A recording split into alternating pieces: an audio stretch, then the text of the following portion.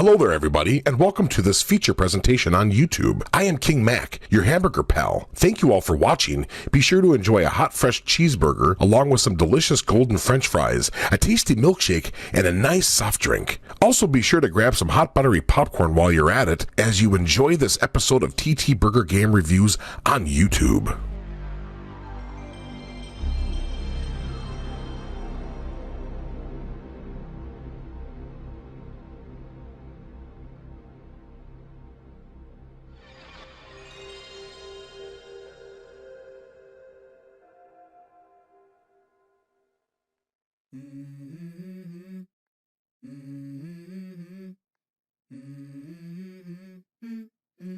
Let's go.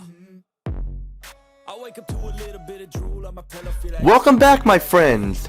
You're watching TTBurger Game Reviews here on YouTube, and I'm your host, Tony, bringing you the next episode, your episode 261, a multi-part review here, episode 261, part 1 of 6 parts. Before I get started, subject to MX King Mac lost that Hyperlamnia, Bricosco Stateside, Megs, Black Healer, Griffin Puff, all with the Homie RJ, Gojira, Rockstar Pool 69, V-Rock Games, Gent, Jetta Coyote 22, and more and more. And today we have a game made by Eidos Interactive and Core Design Limited, starring a female protagonist and one of the first popular female protagonists for the 3D gaming era, Lara Croft. And I also want to give a shout out to my buddy JJ Jaguar A9, who's a fan of this said series here, who recently just became a father and stuff like that, so congrats to him and stuff, definitely. And those of you who grew up in the video game era back of like the PlayStation and the Nintendo 64 and PC and all them knew about Lara Croft and stuff, you know, when the Tomb Raider series here, when the series came out, it was like the first badass female protagonist to make 3D era games. That sure, we had Samus Aran, but we didn't know she was a female at the time and stuff like that. But so Lara Croft was one of the first popular female protagonists in video gaming out there, and that's what we're going to be talking about here for this episode. We're going to be taking a look at the Tomb Raider series. That's right, we're going to do some Tomb Raider here, and we're going to be taking a look at the original Tomb Raider series that did everything main started on the PlayStation, Sega Saturn, the PC and stuff. We're not going to be looking at the Legends reboot franchise or the Rise of Tomb Raider franchise. Those are reboots, and I don't care for them. We're going to look at the original series, how it all started. So we divided into 6 parts here, all on the PlayStation and PlayStation 2. Part 1, we're going to look at Tomb Raider. Part 2, Tomb Raider 2, starring Lara Croft. Part 3, Tomb Raider 3, The Adventures of Lara Croft. Part 4, Tomb Raider, The Last Revelation. Part 5, Tomb Raider Chronicles. And then we're going to wrap things up with Part 6 with Tomb Raider, The Angel of Darkness. Or Lara Croft, Tomb Raider, The Angel of Darkness, how the whole title is there. And it's going to be a big epic part because we have a lot to say here. But we need to get started here. We're going to be taking a look at the original Tomb Raider, released on the PlayStation, Sega Saturn, MS-DOS, Mac, Pocket PC, and N-Gage. First released on November 14th, 1986, first for the Sega Saturn, then the MS-DOS and PlayStation. Then March 16th, 1999, for the Mac. Then July of 2002, the Pocket PC, and October 2003 for the Nokia N-Gage. Anybody remember that? And also was released on the iOS on December 16th, 2013, and on the Android on April 1st, 2015. If you look at the PlayStation version we have, and it's pretty much the popular and more common one that a lot of people know more about. Now, the original Tomb Raider holds a special place in my heart. When it was first released, we did not expect to see a game like this with a female protagonist in it. Mainly, Tomb Raider was going to have a male protagonist like Indiana Jones, but Eidos Interactive and Core Design Limited changed it to a female protagonist due to a lot of games already having a male protagonist in them. And they wanted to do something different. This is where we got Tomb Raider, starring that well-known popular archaeologist, Lara Croft, in this third-person platform action adventure game with some gunplay elements in it. Tomb Raider first started off on the Sega Saturn originally, and I played that version. And it's not very good. Frame rate issues will slow down. The graphics are not as good as the PlayStation version. The only good thing the Sega Saturn version has is more realistic looking water effects. And the PC version I have not played, especially because like I don't really PC game, and I especially have not played the N-Gage and the other version either. So everything I'm talking about is going towards the PlayStation version. How is the PlayStation version, you might ask? Well, it is fun, but compared to the sequels, the game is not aged all the well. I mean, sure, it is an amazing game that's worth owning, but the sequels after that were better. Not all the sequels, but you get what I mean. But we need to continue here, so let's get started. Tomb Raider has 2 modes of play, the main story mode and the Lara's home mode. Lara's Home is the game's training mode where you're inside Lara's home called the Croft Manor, and Lara gives you a tour of her home. In the Croft Manor, you're given the options to learn how to tumble on a mat in the music room, along with vaulting up crates in the main hall. Going to Lara's personal gym, which is the ballroom, where you do 5 different exercises and you'll come handy, and then you go for a swim in the indoor pool, and then the tutorial ends with her saying, "Need to change your clothes," and then the tutorial ends there, and that's where it goes from there. The Lara's Home option is a nice idea if you need a break from the main game or just want to explore. But I do have some complaints though about Lara's Home. First, you only have 5 rooms to explore: the bedroom, the music room, the main hall, and the ballroom, which is now the gym, and the swimming pool area. You cannot go outside or open any doors, and it's short, but this was the first game, so it was expected. And the main game here, we'll start talking about it right now. The story of Tomb Raider starts off in Los Alamos, New Mexico on July 16th, where a nuclear test caused a massive explosion that unearthed an ancient circular device with strange markings from beneath the Earth's surface. The device opens to reveal a person in suspended animation. We then cut to present day in Calcutta, India, at the Imperial Hotel, where Lara Croft has returned from an expedition to capture Bigfoot. Lara is then approached by a man from Texas named Larson, who works for Natla Technologies, who introduces Lara to his boss and the owner of Natla Technologies, Jacqueline Natla, who asks Lara for his assistance in acquiring a piece of the talisman artifact known as the Xion, which is located in Coalopic in the mountains of the South American country Peru, and agrees to the assignment. Later, Lara learns from Larson that Coalopic's tomb only had a piece of the Xion talisman artifact, and that Natla double-crossed her by sending Larson after her. Lara then goes after Natla, and her journey takes her to Egypt, Greece, Atlantis, where Natla's plans taking place at, and more. The story is good. I liked it, but there's not much aside from number of cutscenes and such, but it was 1996, so you have to take what you can get, so it is passable and understandable. Tomb Raider's presentation, while the graphics are decent, they have not aged all that well.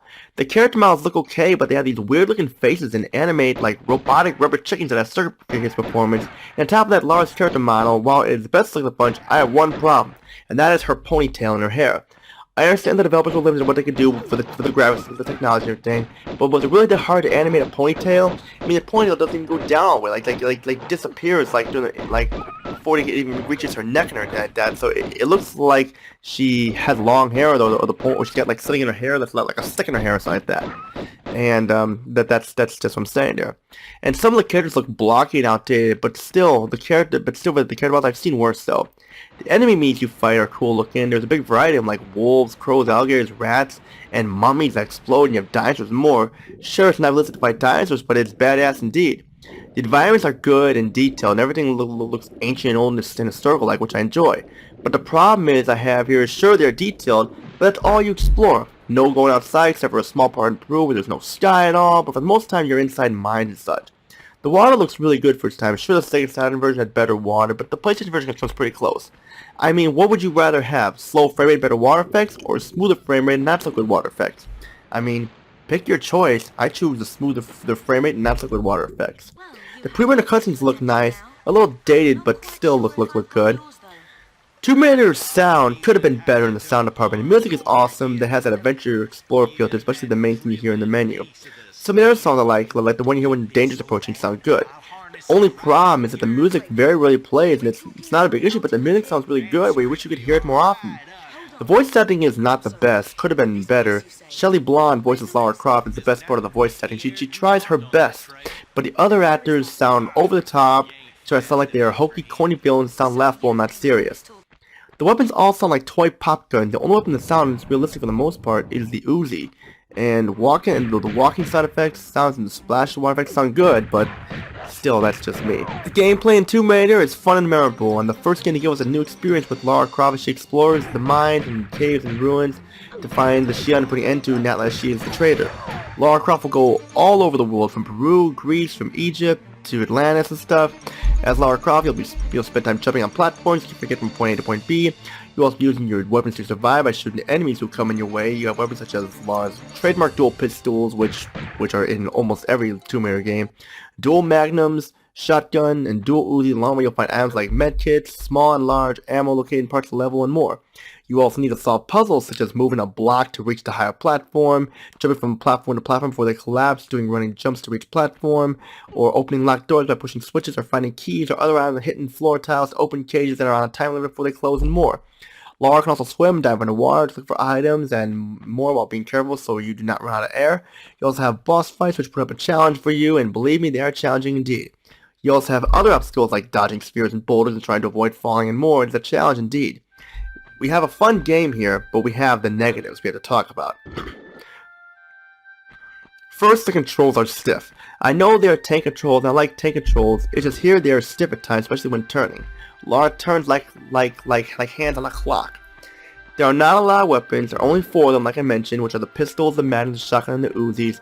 Not only that, the pistols and the magnums are very similar to one another, except the color and the magnums are only slightly more powerful and have limited ammo, and not really worth it much in the end. You die a lot in this game. If you miss a jump or a ledge too soon, you'll fall and will die to have to start over if you're not careful.